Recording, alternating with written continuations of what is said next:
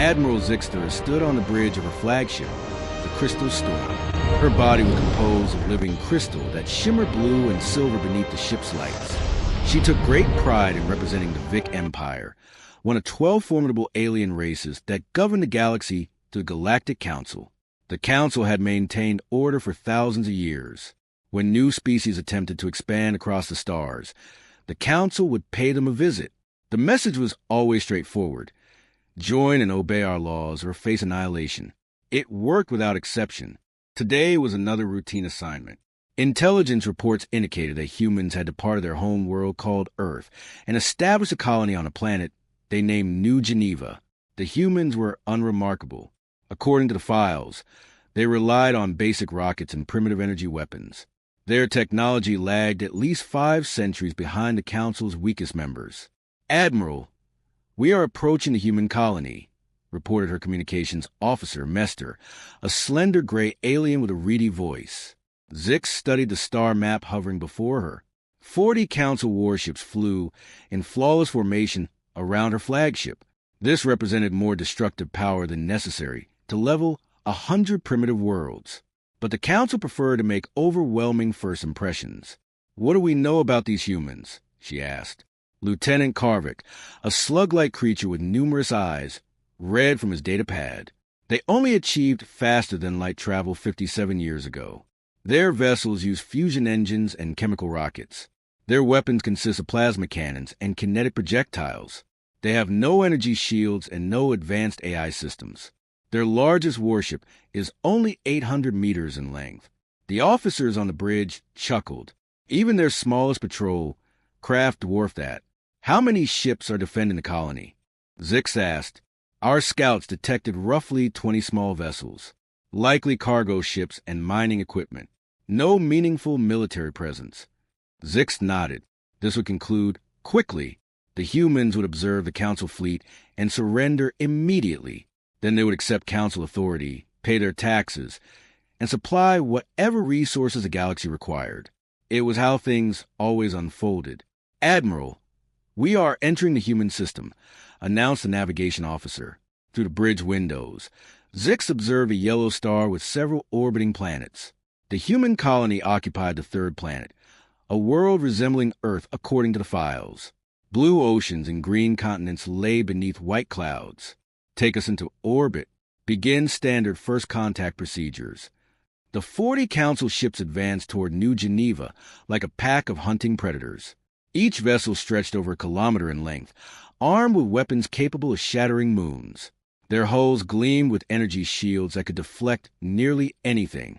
"Admiral, we are receiving a transmission from the planet's surface," Mester reported, routing it to the main screen. A human appeared on the display. He appeared elderly, with gray hair and weary eyes. He wore a simple blue uniform adorned with gold buttons. "This is Governor Williams of New Geneva Colony. We welcome you to our system. May we ask the purpose of your visit?" Zix smiled, revealing sharp crystal teeth. "I am Admiral Zixter of the Galactic Council. Your species has entered Council space without authorization. You must relinquish your colony and accept Council authority." The human governor's expression remained unchanged. "I'm afraid we cannot do that. This system belongs to humanity. We have every right to settle here."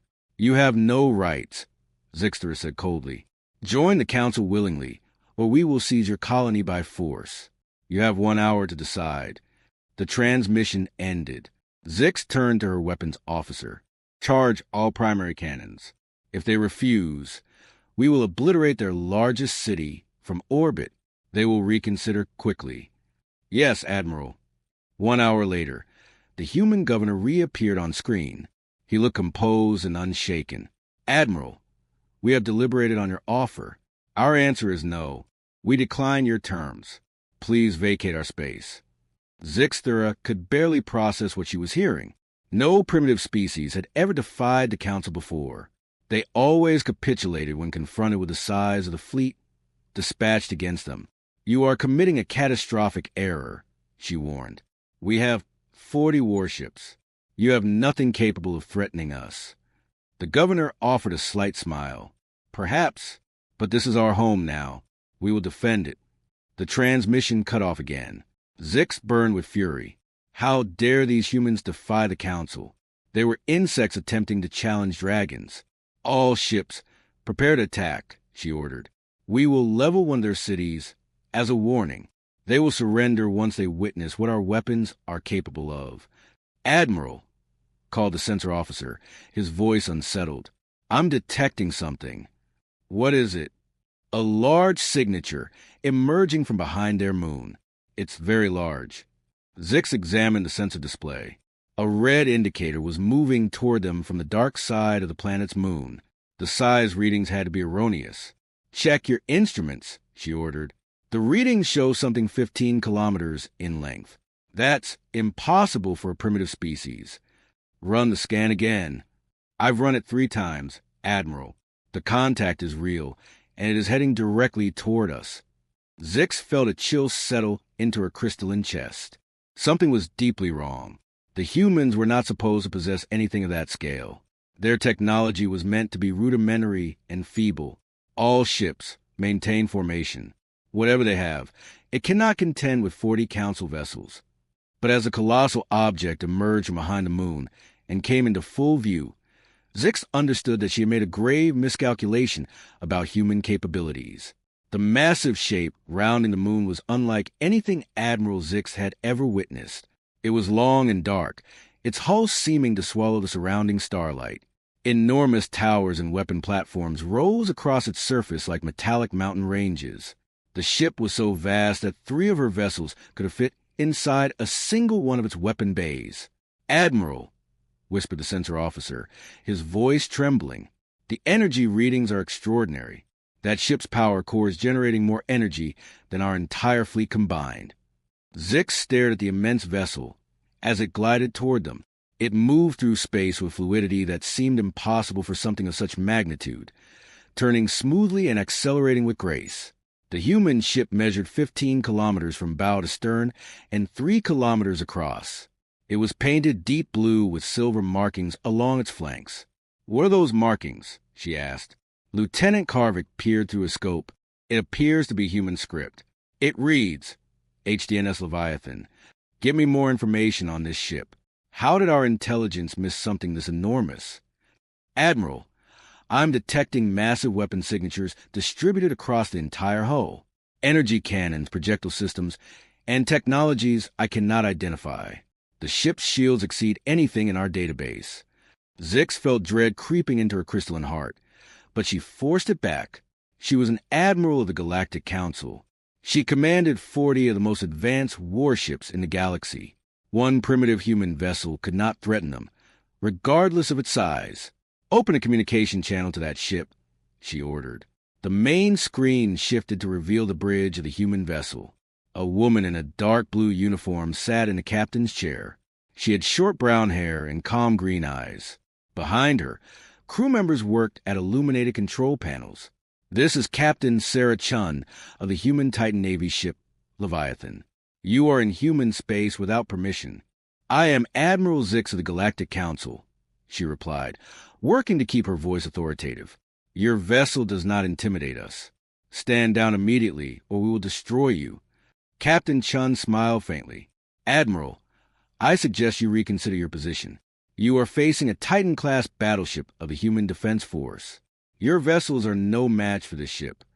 Impossible. Our intelligence confirms humans possess no advanced technology. That ship is merely a large target. Your intelligence is 50 years out of date." Chun said evenly, "Humanity has evolved considerably since we first left Earth. We suggest you leave our space peacefully." Zixta's temper flared. "We will demonstrate the power of the Galactic Council. All ships, fire warning shots around that vessel. Do not strike it directly. We want surrender, not destruction." 20 of her ships unleashed plasma cannons. Brilliant blue energy beams lanced across space toward a human battleship. The weapons were engineered to intimidate through spectacle and raw power. But something unexpected occurred. The energy beam struck invisible shielding around the Leviathan and simply vanished. The colossal ship didn't even slow its approach. "Admiral," called her weapons officer. "Our shots had no effect. Their shields absorbed our plasma completely." Captain Chun reappeared on screen. "Admiral, that was quite rude. Please do not fire at my ship again." "Fire at full power." Zix shouted. "All ships, maximum firepower. Destroy that vessel." 40 Council warships unleashed everything at their disposal. Plasma cannons, particle beams, and kinetic weapons flooded space with lethal brilliance. The combined assault was sufficient to fracture a moon. The human ship sat at the center of the energy storm like a boulder in a current. Its shields glowed softly as they absorbed weaponry designed to annihilate cities. Not a single shot reached the hull. Then the Leviathan returned fire. A single beam of strange violet light erupted from the human ship's primary weapon. Unlike anything the Council had encountered before, the beam traversed space and made contact with the crystal storm shields. Zix watched in horror as her ship's energy shielding, the most sophisticated protection in the known galaxy, began dissolving like fractured glass. The violet beam sliced through her defenses as though they were made of parchment. "Admiral, our shields are collapsing," screamed the engineering officer. "That's impossible. Nothing breaches Voric shielding." But the beam was not attempting to destroy her ship. It passed through the shield perimeter and contacted the crystal storm's primary communications array. The metal structure melted like frost under a blowtorch. Then the violet light extinguished. "This is Captain Chun," came the human's voice over the emergency channel. "Admiral, I have disabled your flagship's main communications array." This was a demonstration, not an assault. "Please order your ships to stand down." Zix surveyed her bridge. Her officers stared at their instruments in shock and disbelief. The most powerful shielding in the galaxy had been dismantled by a single shot from a human weapon. "What are your orders, Admiral?" asked Mester. Zix's mind worked rapidly. The human ship possessed weapons that could penetrate their finest defenses with ease. If they intended to annihilate the Council fleet, they were fully capable of it. Yet they had chosen to disable her communications rather than slaughter her crew. "All ships, fall back to a safe distance," she ordered. "Do not fire unless I command it." The Council fleet withdrew from the Leviathan. The massive human vessel did not pursue. It simply waited in space, still as a sleeping giant. "Captain Chun," Zix said carefully, "your weapons are considerably more advanced than we anticipated, but you are still only one ship. We have 40. "Admiral," Chun replied calmly, "my ship was designed to engage entire fleets. Your vessels are operating on technology we surpassed 50 years ago. I strongly suggest you leave." Zix studied the human battleship on her screen. It was magnificent in a terrible way, like a storm cloud charged with lightning. She began to grasp that everything the Council understood about humanity had been wrong. These were not primitive beings wielding crude tools. They were a species that had engineered war machines beyond anything the galaxy had ever produced, and they were being remarkably courteous about it. Admiral Zix stood immobile on her bridge, staring at the human vessel. Her pride as a Galactic Council officer warred against the dread expanding in her crystalline chest. The Leviathan had disintegrated her shields effortlessly. But surely 40 ships could overcome one enemy vessel, however formidable. "Admiral, what are your orders?" asked Lieutenant Karvik. Zix considered withdrawing, but could not return to Council space bearing news of defeat. The other admirals would never let her forget it. The Council's reputation for supremacy would crumble if word spread that humans had driven them off. "Send a message to High Command," she ordered. "Request immediate reinforcements. Inform them we have encountered unexpected resistance." "Admiral," the communications officer replied, "I'm receiving orders from the Council. They require us to complete our mission. No withdrawal until the humans surrender." Zix felt cornered. The Council demanded absolute victory, yet the human ship was far more lethal than anyone had conceived. Still, she was an admiral. She had triumphed in battles against dozens of alien species.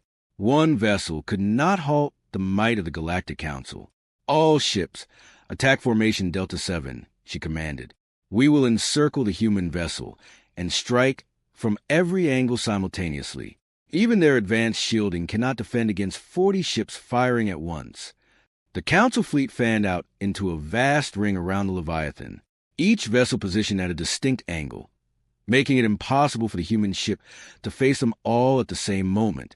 It was a battle configuration that had never been defeated. "Admiral," Captain Chun's voice came again over the emergency channel. "I strongly advise you to reconsider. My ship can manage your entire fleet. Please withdraw before lives are lost." "Never," Zix shouted back. "You may have formidable weapons, but you are one ship against 40. Attack formation complete. All ships, prepare to fire on my command." The Council vessels powered their weapons to full charge. Plasma cannons blazed with lethal luminescence. Particle beam arrays hummed with focused energy. Kinetic launchers loaded their heaviest ammunition. Fire! 40 ships discharged simultaneously. The spectacle was staggering. Hundreds of energy beams and solid projectiles converged on Leviathan from every direction. The combined firepower was enough to shatter a small moon. The human ship vanished inside a sphere of blinding light as the weapons converged. Explosions cascaded through space around the enormous vessel. Zix smiled, certain they had prevailed. Then the light dissolved. The Leviathan was still there, its shields pulsed a soft blue, completely intact. "Impossible," whispered a weapons officer. "Nothing could endure that bombardment." Captain Chun appeared on screen again. She looked saddened rather than triumphant. "Admiral, you have compelled me to defend my ship. I tried to warn you." The Leviathan began to maneuver. Despite its colossal scale, it wheeled and accelerated like a fighter craft, rotating through space with breathtaking elegance, its hull gleaming in the starlight. Then it opened fire. The human ship's weapons were unlike anything the Council had encountered. Violet beams that bent the fabric of space sheared through 3 Council vessels, reducing their hulls to dust in seconds. Green energy waves dissolved the molecular bonds holding alien armor together, causing ships to simply disintegrate. Orange particles traveling faster than light punched through the strongest shields as though they offered no resistance whatsoever. "Evasive maneuvers," Zix ordered, but her ships were too slow. The Leviathan threaded through the Council formation like a dancer moving among statues.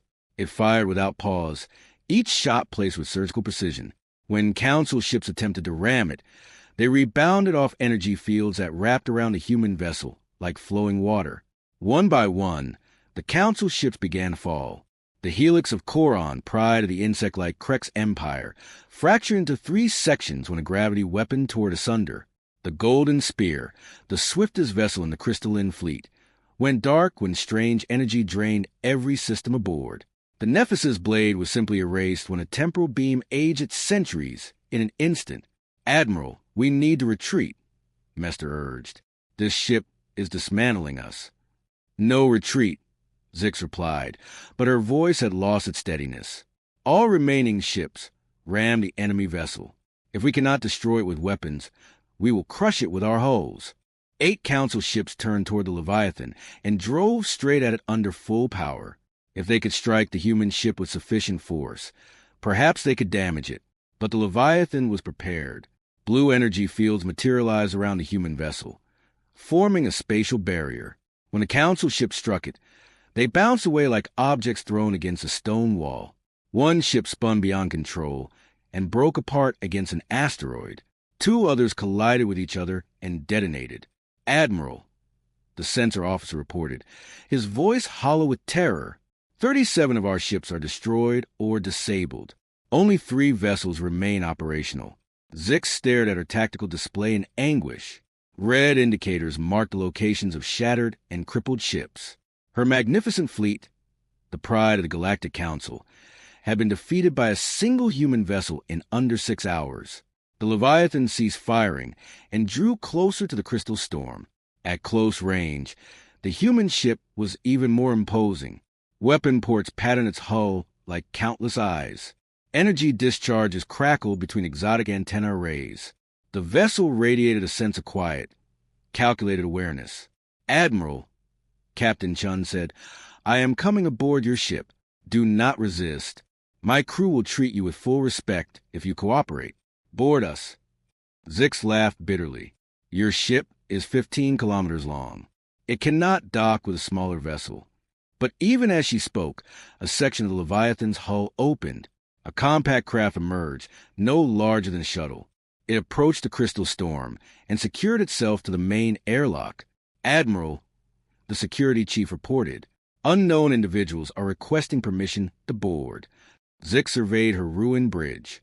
Half her officers bore injuries. Her weapons were wrecked. Her shields were deteriorating. She had no remaining options. "Allow them aboard," she said quietly. The airlock opened and Captain Chun stepped onto the bridge. She was slighter than Zix had envisioned, and she carried no visible armament. 2 human soldiers followed, wearing armor that shimmered with a faint inner radiance. "Admiral Zix," Captain Chun said respectfully, "you fought with courage, but your vessels were not built for this kind of engagement. I would like to show you something that may help you understand what occurred here today." The human captain surveyed the damaged bridge, her expression carrying genuine sorrow. "I regret the casualties," she said, "but you gave us no alternative. Come with me. It's time you learned the truth about humanity." Captain Chun escorted Admiral Zixter through the corridors of the Leviathan. The crystalline alien walked in stunned silence, her proud bearing diminished. The interior of a human ship was even more remarkable than its exterior. The passageways were wide enough for vehicles, and the walls resonated with power that caused Zixta's crystalline body to hum faintly. "Your ship is extraordinary," Zix said quietly. "How many crew members does it carry?" "Approximately 15,000, Captain Chun replied, "though the ship largely operates itself. Our artificial intelligence manages navigation, weapons targeting, and system maintenance." They paused at a wide viewport, looking out into space. Zix could see the debris of the Council fleet drifting in the darkness. Some ships utterly destroyed, others adrift and powerless, their crews awaiting rescue. "I want you to understand something," Captain Chun said. "The Leviathan is not humanity's most powerful warship. It is a patrol vessel. We have 12 ships of this class protecting our home system." Zix felt her crystalline legs weaken. 12 ships like this one? "Yes, and they are the smallest vessels in our deep space navy." The Admiral stared at the human captain. "What do you mean, the smallest?" Captain Chun gestured toward another section of the ship. "Would you like to see our construction records? I believe it will clarify what your council is truly facing." They moved to a chamber filled with floating holographic displays, charts and figures drifting in the air like luminous apparitions. Captain Chun activated one of the panels, revealing schematics of different human ship classes. "These are our vessel classifications," she explained. "Destroyer class, 2 kilometers in length. Cruiser class, 5 kilometers. Battle cruiser class, 8 kilometers. The Leviathan is a Titan-Class Battleship at 15 kilometers." Zix absorbed the images with mounting horror. Each class exceeded the largest vessels in the entire Council fleet. "What is larger than Titan-Class?" she asked, dreading the answer. Captain Chun advanced to the next display. Dreadnought-class vessels reach 30 kilometers. We have 6 of them, beyond those of the World Breaker class, 50 kilometers each. We have 2. The crystalline admiral lowered herself heavily into a nearby chair. Her entire understanding of galactic power was disintegrating around her. "Why?" Zix murmured. "Why do you require warships of such magnitude?" Captain Chun's expression grew solemn. "Because we absorbed painful lessons from the universe. Admiral, before we encountered your council, we faced other threats, species that sought to eradicate all human life. We built these ships to ensure our people would never again be defenseless. But your technology, our intelligence indicated you were primitive. 50 years ago, that was accurate, but conflict compels rapid advancement. We developed new technologies because necessity demanded it. Matter conversion, quantum computing, gravity manipulation, temporal mechanics. We learned to transform asteroids into starships within weeks." Zix went still. "Temporal mechanics. You can manipulate time. Certain of our weapons accelerate the aging of enemy vessels by thousands of years in seconds. Others freeze sections of space within temporal fields. We discovered how to rewrite the standard laws of physics because alien adversaries forced us to." Captain Chun activated another display, a galactic map scattered with points of light marking ship positions. "I want you to see something else, Admiral. Those indicators mark our defensive fleet positions. The ships you encountered today represent our peacekeeping force. Our actual combat fleet is considerably larger and considerably more dangerous. Zix counted the points on the map. There were hundreds. How many warships does humanity possess? Approximately 3,000 combat vessels of various classes, plus support ships, construction vessels, and colony defense platforms. The crystalline alien covered her face with both hands. 3,000 ships. The entire Galactic Council fielded perhaps 400 vessels in total. Admiral, there is something further you should know, Chun continued. My government has been observing Council space for 20 years. We are aware of your expansion policies. We understand how you compel new species to surrender or face destruction. Zix looked up sharply. You have been gathering intelligence on us. We have been protecting ourselves. When a powerful military force threatens peaceful colonies, prudent beings gather information. We know about the Krex insect empires, slave worlds. We know about the Vorak crystal mines operated by conquered populations. We know about the enforced tribute system. Those species chose to join us rather than resist. Captain Chun shook her head. They capitulated because they believed they had no other option, just as your council presumed we had no other option today. Far across the galaxy, emergency sessions convened throughout council space. The surviving ships from Admiral Zixter's fleet had returned bearing unthinkable accounts. Vessels that could annihilate entire fleets. Weapons that commanded time and space. Technology that defied rational explanation. High Admiral Krexwar of the Insect Empire drove his armored fist onto the conference table. This is inconceivable. No species advances at that rate. They must have discovered ancient technology somewhere. Our scientists have examined the wreckage of our ships, reported Defense Minister Colonith of the gas-breathing Nephesis. The human weapons operate on principles we cannot comprehend. Some of the damage appears to have been inflicted by controlled temporal acceleration, metal rendered to dust by accelerated aging. Fleet Commander Veshri of the Tentacle Mirai spoke in a trembling voice. My scouts have been monitoring the human home system. They have counted at least 50 massive vessels in orbit around Earth, ships larger than our greatest battle stations. The 12 species of the Galactic Council sat in stricken silence. For millennia, they had been the supreme force in the galaxy. They had conquered or absorbed hundreds of civilizations. Now they confronted an adversary before whom they appeared primitive. What do we do? Asked Prime Minister Yelgith of the energy-based Luminari. If these humans decide to attack us, can we stop them? High Admiral Krexwar studied the intelligence data spread before him. Images of human ships that dwarf council vessels. Weapon readings showing impossible energy outputs. Manufacturer reports suggesting humans could construct fleets faster than the Council could repair battle damage. No, he said quietly.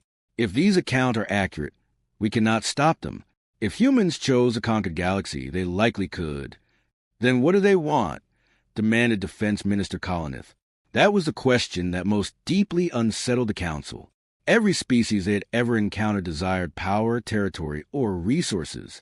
But humans had obliterated a council fleet, and then dispatched medical teams to assist the survivors. They had shown mercy when annihilation was within their grasp. What did one do with an adversary that was simultaneously overwhelming and strangely benevolent? The council was about to find out. 3 weeks after the engagement at New Geneva, the HDNS Leviathan appeared in the skies above Nexus Prime, the capital world of the Galactic Council. The massive human battleship moved unhurriedly through the system, its dark hull catching the light of the twin suns. Every sensor array in the system tracked its approach, and every defense station powered weapons and alarm. But the Leviathan came in peace. Captain Sarah Chun had formally requested permission to address the full council assembly. After considerable debate and barely concealed panic, the alien leaders agreed to the meeting. They had little real choice. Their intelligence had now revealed the full scope of human military capacity, and they understood that resistance was futile. Admiral Zixter stood in the council chambers, her crystalline body still bearing evidence of the battle. She had spent 3 weeks aboard the human ship, studying their technology and culture. The experience had reshaped her entirely. She was no longer the proud crystalline warrior who had moved against New Geneva. She now understood the profound error the Council had made. "Honored members," she addressed the assembly, "I have returned from human space, carrying knowledge that will alter everything we believe about power in this galaxy." The 12 species of the Council occupied their traditional circular arrangement. Insect-like Kreks with their percussive clicks, gas-breathing Nephesis sealed within environmental suits, tentacle Mirai suspended in water tanks. Each species had presided over others for so long that they had forgotten what was to be the lesser party. High Admiral Krexvar spoke first. "Admiral Zix, your reports claim humans possess over 3,000 warships. This seems impossible for a species that achieved spaceflight only 60 years ago." "I have observed their shipyards firsthand," Zixter replied. "They can convert asteroids into warships in under a month. Their manufacturing capabilities are centuries ahead of ours." "But why do they require so many ships?" asked Defense Minister Kolonith. "What are they planning to do with such a fleet?" Before Zix could respond, the chamber's great doors opened. Captain Chun entered, accompanied by 2 human diplomats. She wore a formal blue uniform adorned with silver insignia, but carried no weapons. Her composed confidence unsettled the gathered alien leaders visibly. "Honored council members," Captain Chun said, inclining her head, "thank you for receiving us. I am Captain Sarah Chun, representing the United Earth Defense Force and the Colonial Administration." She walked to the center of the chamber, where delegates traditionally stood. 12 alien species regarded her with a mixture of apprehension, hostility, and cautious curiosity. "I understand you have questions about humanity's intentions," she began. "Your scouts have observed our fleet movements and inventoried our ships. You are wondering whether we intend to seize your territories or dismantle your civilizations." High Admiral Krexvar clicked his mandibles with poorly concealed anxiety. "That is precisely what we wish to know. Your military strength vastly exceeds ours. In our experience, the powerful always dominate the weak." Captain Chun smiled, a quiet, almost mournful expression. "And that is the fundamental difference between us. Admiral, humanity has no ambition to rule the galaxy. We simply wish to be left in peace to build our settlements and raise our families." Prime Minister Yelgith of the Energy Beings flickered with skepticism. "Then why do you maintain 3,000 warships?" "Because 50 years ago, we encountered species that sought to exterminate humanity entirely," Chun replied evenly. "We learned that the galaxy is a dangerous place for peaceful peoples. We built our fleet to defend ourselves against threats like those, and like the Galactic Council." The chamber fell into profound silence. No one had ever addressed the council in such terms before. "However," Chun continued, "we prefer cooperation to conflict. Humanity has no interest in claiming your worlds or subjugating your populations. We wish to offer you something your council has never experienced: genuine partnership between equals." Fleet Commander Veshwi stirred, his tentacles coiling with bewilderment. "Partnership? What does that mean in practice?" "Trade agreements, cultural exchange, shared scientific research, collective defense against external dangers. We want to work alongside you, not over you." High Admiral Krexvar's laugh carried a hollow edge. "And if we decline? If we determine that humanity represents too great a danger to be permitted to continue?" Captain Chun's expression became deliberate and serious. "Then you would be repeating the same miscalculation you made at New Geneva. I do not believe you wish to test human military capabilities a second time, Admiral." Admiral Zixter stepped forward. "Honored Council, I have spent weeks immersed in human society and technology. These people are not conquerors. They had every capacity to destroy our fleet entirely, but chose to disable our ships instead. They could have invaded our worlds by now, and yet they remain within their own space." "She speaks the truth," Chun affirmed, "but we will defend ourselves if threatened, and our definition of defense includes preventing future provocations. If the Council continues its expansion and endangers human colonies, we will intervene." "How?" demanded Defense Minister Kolonith. "You have 12 vessels guarding your home system. We could assemble a fleet of hundreds."